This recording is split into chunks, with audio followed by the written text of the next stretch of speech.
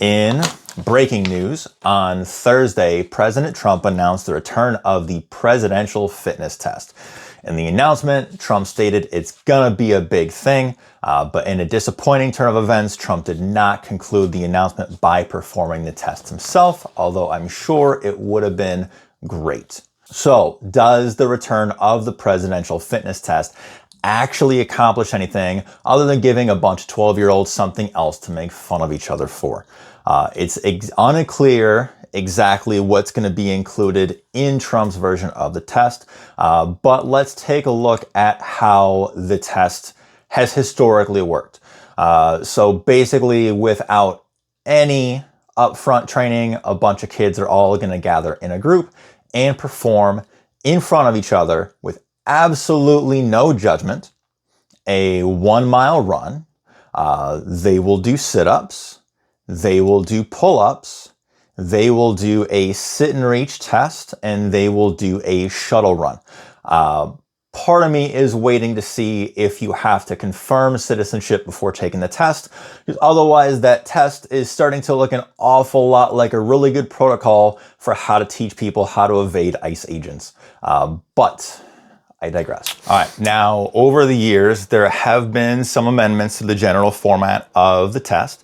Some versions would use push-ups instead of pull-ups. Some versions would let you bend your legs in the sit-up instead of doing it with straight legs.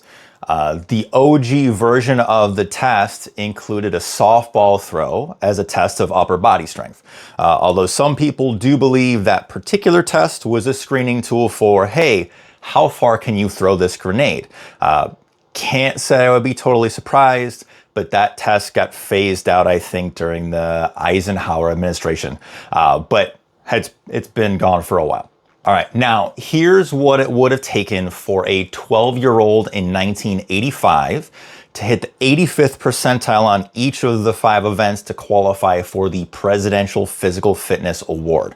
All right, so you can see up on your screen, the blue is for boys, the pink is for girls. If we look at the 85th percentile, that means for boys, it's 50 sit-ups in 60 seconds. It's a 9.8 second shuttle run. It's a 7 minute and 11 second mile run. A additional 4 inches beyond neutral for the sit and reach. Basically the sit and reach, what they do is they have you sit so that there's a tape measure that starts 12 inches above your heel. Every inch that you get beyond that point qualifies as a plus. So if you see a 4, it means they got 4 inches beyond that point. And then for the boys, for 85th percentile, requires 7 pull-ups. Pull-ups are supposed to be from a dead hang, arms straight, chin over the bar, no kicking, no swinging, so no like CrossFit style kipping pull-ups. For girls, the 85th percentile was 45 sit-ups in 60 seconds, a 10.4 second shuttle run, and an 8 minute and 23 second mile, 7 inches on that V-sit.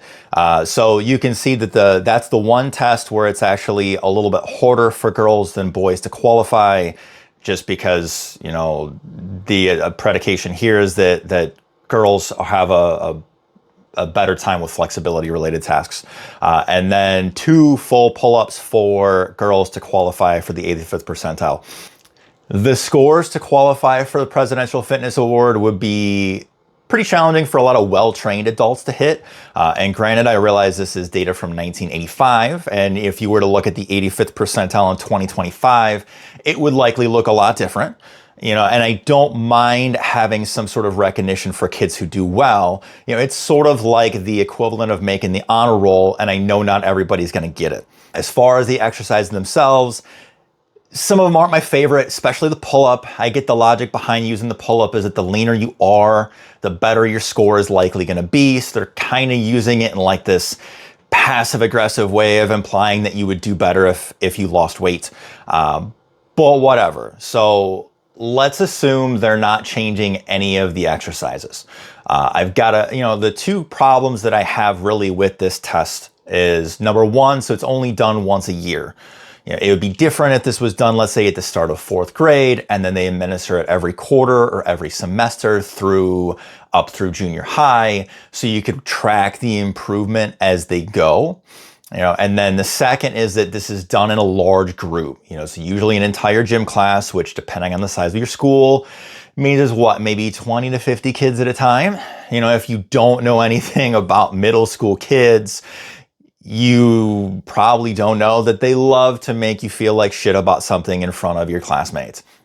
So doing this out in the open in a large group setting is kind of like publicly posting your report card for your entire class to see, but we don't do that for obvious reasons. So doing this in this format, I think that's where a lot of the reasons why it got discontinued came from, is the potential for bullying and public humiliation and the mental health complications that kind of go with that.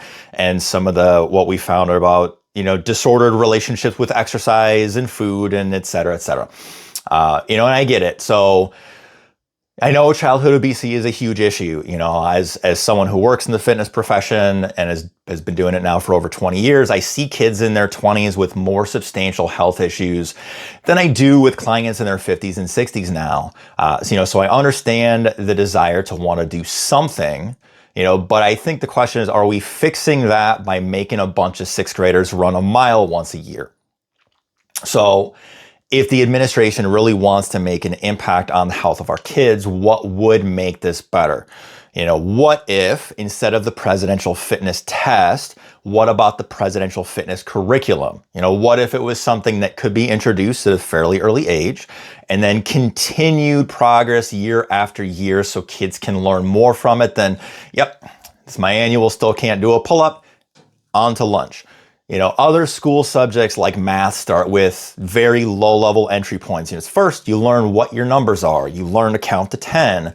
Then, you're learning addition and subtraction, and then you're learning multiplication and division, and et cetera, et cetera. You go to Algebra 1, Algebra 2, and there's this built-in progression. So what if there was actually a course that was introduced that would kind of have that kind of progression?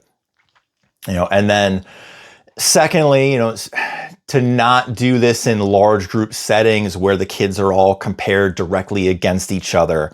There has to be a way to kind of allow this to be done on an individual basis. Just like any other test kids are typically taking, when they're doing their math test, they realize they're in the classroom with everybody else, but it's not like everyone can see their work as it's happening. So what if, now it's 2025 and most cities have multiple personal training studios and gyms available. So what if you outsourced some of that testing to these facilities so that each kid could do it on their own?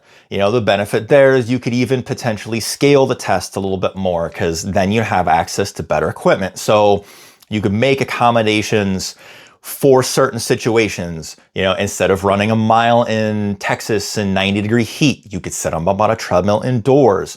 What if you've got a kid with scoliosis? You have an alternative, using a stationary bike instead of having to run the mile, knowing that's going to probably ruin his or her back and hips for several days. If you can't do a pull-up, cool, let's put you on a lat pull-down machine so we can still track your progression. And let's not forget that if you want to do this and you want to teach kids how to be healthy, the sole emphasis can't be just on the exercise stuff alone. So I would love to know, is there a plan to further this and go into nutrition, knowing that there's a difference between tests like these, which are a good measure of external fitness, and then looking at things like internal health. So covering the nutrition side so that we can address things like type 2 diabetes and high cholesterol and things that are very much stemming off the nutrition side. And will the nutrition education go a hell of a lot further than we put cane sugar into our Coke instead of high fructose corn syrup? I'd love to see an approach to nutrition education in schools that taught kids that you don't have to be all or nothing to be healthy. Working with adults, this tends to be very much a problem that people struggle with, is this very binary approach of I'm either all in or I'm all out. So, Would there be can we develop a curriculum that teaches kids like, hey, at dinner time, we're going to eat some protein and some veggies. We're going to get some good nutrition in your body. Then you can go have your dessert. Can we teach kids that eating is a lot like balancing a budget? First you got to pay your bills with the stuff that matters the most. With your budget and your bank account, you would pay your rent and your heat. So with your nutrition, you're getting your protein, you're getting vitamins and minerals, you're getting fiber. Then there's room for some of the fun stuff afterwards for whatever's kind of left over. And no keto and no carnivore, none of the things that make kids terrified to pick up a breadstick when they go out to dinner.